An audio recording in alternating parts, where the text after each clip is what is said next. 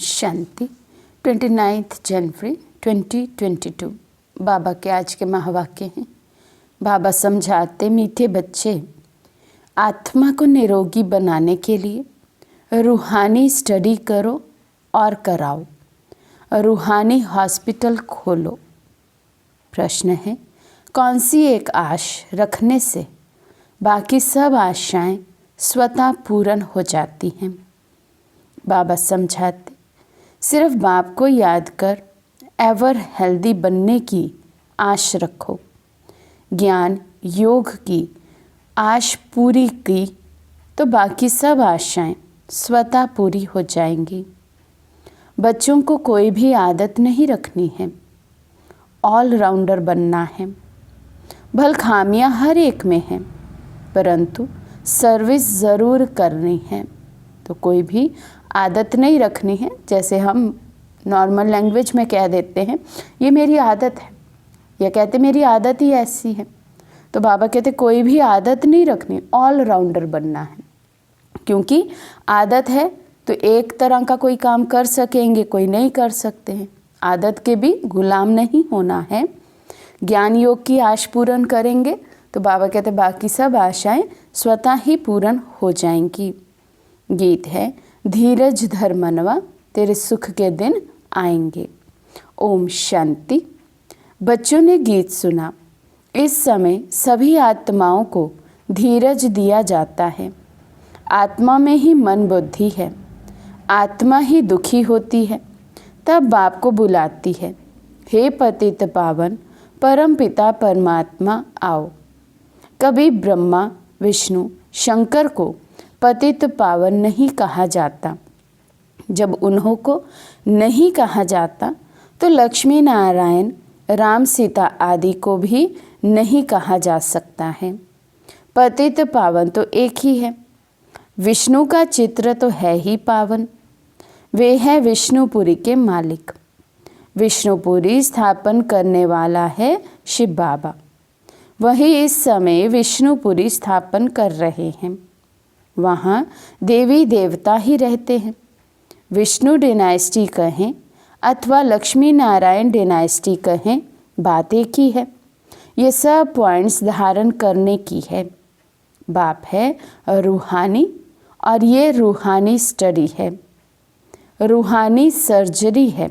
इसलिए बोर्ड पर नाम भी ऐसा लिखना चाहिए, ब्रह्मा कुमारी रूहानी ईश्वरीय विश्वविद्यालय। रूहानी अक्षर ज़रूर डालना है। रूहानी हॉस्पिटल भी कह सकते हैं, क्योंकि बाप को अविनाशी सर्जन भी कहते हैं। पतित पावन ज्ञान का सागर भी कहते हैं। वे धीरज दे रहे हैं कि बच्चे, मैं आया हूँ, मैं रूहों को पढ़ाने वाला हूँ। मुझे सुप्रीम रूह कहते हैं। आत्मा को ही रोग लगा हुआ है, खाद पड़ी हुई है। सतयुग में पवित्र आत्माएं हैं, यहाँ अपवित्र आत्माएं हैं। वहाँ हैं पुण्य आत्माएं, यहाँ हैं पाप आत्माएं। आत्मा पर ही सारा मदार है। आत्मा को शिक्षा देने वाला है परमात्मा। उनको ही याद करते हैं। सब कुछ उनसे ही मांगा जाता है। कोई दुखी कंगाल होगा तो कहेगा मेहर करो, कुछ पैसे साहूकार से दिलाओ। पैसा मिल गया तो कहेंगे ईश्वर ने दिया व दिलवाया। कोई कारपेंटर है तो उनको सेठ से मिलेगा। बच्चों को बाप से मिलता है, परंतु नाम ईश्वर का बाला होता है। अब ईश्वर को तो मनुष्य जानते ही नहीं हैं, इसलिए ये सब युक्तियाँ रची जाती है। पूछा जाता है, परम पिता परमात्मा से आपका क्या संबंध है? प्रजापिता ब्रह्मा और जगदम्बा से तुम्हारा क्या संबंध है? राज राजेश्वरी लक्ष्मी नारायण से तुम्हारा क्या संबंध है? वे तो स्वर्ग के मालिक हैं। ज़रूर स्वर्ग की स्थापना करने वाले ने उनको वर्षा दिया होगा। ये तो विष्णुपुरी के मालिक है ना। मुख्य चित्र है शिव बाबा और ब्रह्मा विष्णु शंकर का। विष्णु का भी सजा सजाया रूप दिखाते हैं। विष्णु द्वारा पालना करते हैं, शंकर द्वारा विनाश। उनका इतना कर्तव्य नहीं है। स्तुति लायक शिव बाबा है और विष्णु भी बनते हैं। शंकर का पाठ अलग है। नाम रख दिया है त्रिमूर्ति। राम, सीता, लक्ष्मी नारायण यही मुख्य चित्र है। उसके बाद फिर चित्र है रावण का।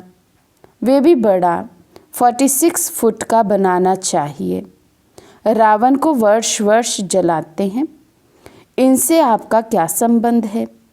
इनको जलाते हैं तो ज़रूर बड़ा दुश्मन ठहरा। प्रदर्शनी में उनका बड़ा चित्र होना चाहिए। इनका राज्य द्वापर से शुरू होता है, जबकि देवी देवता वाम मार्ग में गिरते हैं। इनके अलावा बाकी जो चित्र हैं उनकी फिर अलग अलग प्रदर्शनी दिखानी चाहिए कि ये सब कलयुगी चित्र हैं। गणेश, हनुमान, कच्छमछ आदि सबके चित्र डालने चाहिए। ऐसे बहुत किस्म किस्म के चित्र मिलते हैं। एक तरफ कलयुगी चित्र, एक तरफ है तुम्हारे चित्र। इन पर तुम समझा सकते हो। मुख्य चित्र है शिव बाबा का और एम ऑब्जेक्ट का। लक्ष्मी नारायण का अलग है, संगम का अलग है, कलयुग का अलग है। चित्रों की प्रदर्शनी के लिए बहुत बड़ा कमरा चाहिए। दिल्ली में बहुत आएंगे। अच्छे और बुरे तो होते ही हैं। बड़ी संभाल करनी चाहिए। इसमें चाहिए पहचान। चीफ जस्टिस से ओपनिंग कराते हैं। वे भी नामी ग्रामी नंबर 1 हैं। प्रेसिडेंट और चीफ जस्टिस इक्वल है। एक दो को कसम उठवाते हैं। ज़रूर कुछ समझते हैं, तब तो उद्घाटन करेंगे ना। कंस्ट्रक्शन का ही उद्घाटन करेंगे, डिस्ट्रक्शन का तो उद्घाटन नहीं करेंगे। अब आप समझाते हैं, बच्चे तुम्हारे सुख के दिन आ रहे हैं। बोर्ड पर भी हॉस्पिटल नाम ज़रूर लिखना चाहिए। और किसने स्थापन की? अविनाशी सर्जन पतित पावन बाप है ना। पावन दुनिया में तो पावन मनुष्य को कभी बीमारी आदि होती नहीं। पतित दुनिया में तो बहुत बीमारियां हैं। तो सर्विस के लिए विचार चलना चाहिए। क्या क्या चित्र रखने चाहिए, कैसे समझाना चाहिए। अगर कोई बेसमझ समझाएंगे तो कुछ भी समझ नहीं सकेंगे। कहेंगे यहाँ तो कुछ भी नहीं है, गपोड़े मारते रहते हैं। इसलिए प्रदर्शनी में कभी भी बुद्धुओं को समझाने के लिए नहीं खड़ा करना चाहिए। समझाने वाले भी होशियार चाहिए। किस्म किस्म के मनुष्य आते हैं। बड़े आदमी को कोई भुट्टू समझावे तो सारी प्रदर्शनी का नाम बदनाम कर देंगे। बाबा बतला सकते हैं फलाना फलाना किस प्रकार का टीचर है। सब एक जैसे होशियार भी नहीं हैं, बहुत देह अभिमानी भी हैं। अब बाप कहते हैं, हे आत्माएं, तुम्हारे सुख के दिन आ रहे हैं। स्वर्ग का नाम तो सब गाते हैं, परंतु स्वर्ग में भी नंबरवार मर्तबे हैं, नरक में भी नंबरवार दर्जे हैं। विजयमाला में पिरोने वाले राज राजेश्वर बनते हैं। हम पूछते भी हैं, ज्ञान ज्ञानेश्वरी जगत अम्बा से तुम्हारा क्या संबंध है? ज्ञान ज्ञानेश्वरी को ईश्वर ज्ञान देते हैं तो राज राजेश्वरी बनती है। जगत अम्बा को भी बहुत बच्चे हैं और प्रजापिता ब्रह्मा को भी बहुत बच्चे हैं। कितनी सूक्ष्म बातें हैं। मनुष्य समझ ही नहीं सकते कि प्रजापिता ब्रह्मा और जगत अम्बा ये कौन है। प्रजापिता ब्रह्मा के मुख वंशावली होंगे ना। सेंसिबल जो होंगे वे झट पूछेंगे, हमको ये बात समझ में नहीं आती कि प्रजापिता ब्रह्मा और जगदम्बा का आपस में क्या कनेक्शन है। जो इतने बच्चे मुख से हुए हैं। ऐसे ऐसे प्रश्न पूछने से आने वालों की बुद्धि का भी पता लग जाएगा। बाप सब राज समझाते हैं। त्रिमूर्ति, झाड़, गोला, लक्ष्मी नारायण का चित्र, इनमें एम ऑब्जेक्ट भी है। वर्षा देने वाला भी ऊपर में खड़ा है। तो समझाने वाला बहुत होशियार चाहिए। प्रश्नावली भी बहुत अच्छी है। रावण से तुम्हारा क्या संबंध है? इतने बड़े बड़े विद्वान, पंडित आदि कुछ भी समझते नहीं हैं कि ये दुश्मन कैसे है। हम भी आगे समझते नहीं थे। बाबा कहते हैं ये जो ब्रह्मा है जिसको मैंने अडॉप्ट किया है, वे भी नहीं जानते थे। अब जानते हैं तो औरों को भी समझाने का बड़ा शौक चाहिए।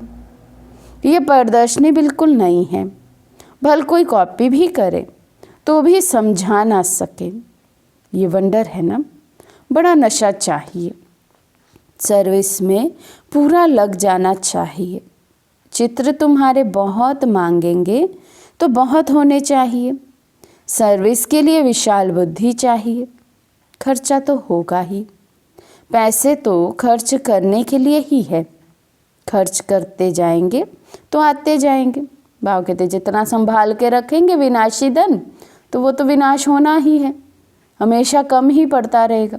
लेकिन जितना ईश्वरीय सेवा में लगाएंगे बढ़ता जाएगा। धन दिए धन ना खूटे, चाहे फिर वो ज्ञान रतन हो चाहे स्थूल धन हो। सर्विस में लगाएंगे तो हमारे भी लौकिक कार्य कभी नहीं रुकते हैं। बच्चे तो बहुत बनते जाएंगे। पैसे तो सर्विस में ही लगाने हैं। राजधानी तो सतयुग में होनी है। यहाँ तो महल आदि बनाने नहीं हैं। उसमें गवर्नमेंट का कितना खर्चा होता है। यहाँ है चित्र बनाने का खर्चा। दिन प्रतिदिन पॉइंट्स बहुत अच्छी निकलती जाती है। बड़ी युक्ति से समझाया जाता है कि रावण राज्य कब से शुरू हुआ है। आधा समय रावण का राज्य, आधा समय राम का राज्य। इस रावण से बाबा ही आकर छुड़ाते हैं और कोई छुड़ा ना सके। इनके लिए तो सर्वशक्तिमान ही चाहिए। वही माया पर जीत पहना सकते हैं। फिर सतयुग में ये रावण दुश्मन होता ही नहीं। धीरे धीरे तुम्हारा प्रभाव बहुत निकलेगा। फिर बांधेली माताएं, कन्याएं सब छूट जाएंगी। समझेंगे ये तो अच्छी बात है, कलंक लगने ही है। कृष्ण पर भी कलंक लगे हैं ना। स्थापना के समय भी भगाने आदि के कलंक लगाए, गालियां देते थे। फिर स्वर्ग में भी कलंक लगाए, सर्प ने डसा, ये किया। कितनी फालतू बातें हैं। प्रदर्शनी में बहुत आते हैं। फिर उन्हों को कहा जाता है सेंटर पर आकर समझो, आकर अपनी जीवन बनाओ, काल पर जीत पहनो। वहाँ काल खाता नहीं। एक कहानी है ना, यमदूत लेने गया तो उनको कहा तुम अंदर घुस नहीं सकते। ये बड़ी समझने की बातें हैं। इसमें बड़ी विशाल बुद्धि चाहिए और देही अभिमानी चाहिए। हम आत्मा हैं। पुराने संबंध और पुराने शरीर का भान नहीं रखना है। अब नाटक पूरा होता है। हम वापस जा रहे हैं। स्वर्ग में जाकर हमको नए संबंध में जुटना है। ये ज्ञान बुद्धि में है। ये पुरानी दुनिया तो खत्म होने वाली है। हमारा संबंध है बाप से और नई दुनिया से। ये बातें सिमरन करनी पड़े। ये ज्ञान मिल रहा है तुमको भविष्य नई दुनिया के लिए। ये पुरानी दुनिया तो कब्रिस्तान होनी है। इनसे क्या दिल लगानी है। ये तो देह सहित सब कुछ खल्लास हो जाने वाला है। देही अभिमानी बनना अच्छा है। हम बाबा के पास जाते हैं। अपने साथ बातें करनी है, तब कोई को समझा सकेंगे। अब तुम बच्चे जानते हो हमारे सुख के दिन आ रहे हैं। जितना पास होने का पुरुषार्थ करेंगे तो पद भी ऊंचा पाएंगे। सर्टिफिकेट तो टीचर ही देंगे ना। वे जानते हैं इनमें कितनी सच्चाई है। कितना सर्विसेबल है। ये कंस्ट्रक्शन का काम करते हैं, डिस्ट्रक्शन का काम तो नहीं करते हैं। सर्विसेबल ही दिल पर चढ़ते हैं। भला भी तो परिपूर्ण कोई नहीं है, खामियां तो सब में रहती है। परिपूर्ण तो आगे चलकर बनना है, शौक रखना है। मनुष्य की जीवन कैसे बनाए, कांटों को फूल बनाना है। बाप भी कांटे जैसे मनुष्यों को फूल बनाते हैं, देवता बनाते हैं। ज्ञान और योग भी चाहिए। बच्चे वृद्धि को पाते रहेंगे, फिर कोई विरोध नहीं करेंगे, सीधे हो जाएंगे। ये कोई ड्यूटी तो है नहीं, हर बात में ध्यान देना पड़ता है। ऑलराउंड बुद्धि चाहिए। सर्विस ठीक रीति से कोई करते हैं व नहीं करते हैं। कोई आराम पसंद तो नहीं है, सारा दिन ये चाहिए तो नहीं है। इसको कहा जाता है लोभ। कपड़ा अच्छा चाहिए, भोजन अच्छा चाहिए, आशाएं बहुत रहती हैं। वास्तव में यज्ञ से जो मिले सो अच्छा। सन्यासी कभी दूसरी चीज़ लेते नहीं, समझते हैं आदत अच्छी नहीं है। शिव बाबा के यज्ञ से सब कुछ ठीक मिलता है, फिर भी कुछ आश रहती है। पहले ज्ञान योग की आश तो पूर्ण करो। ये आशाएं तो जन्म जन्मांतर रखते आए। अब तो बाबा को याद करने से हम एवर हेल्दी बनेंगे, ये आश रखनी है। तो ये ज़रूर लिखना है कि ये रूहानी हॉस्पिटल है, जिससे मनुष्य समझे कि ये हॉस्पिटल व कॉलेज भी है। बाबा ने मकान भी हॉस्पिटल और कॉलेज के ढंग से बनवाया है। कॉलेजों में कोई श्रृंगार नहीं होता है, सिंपल होते हैं।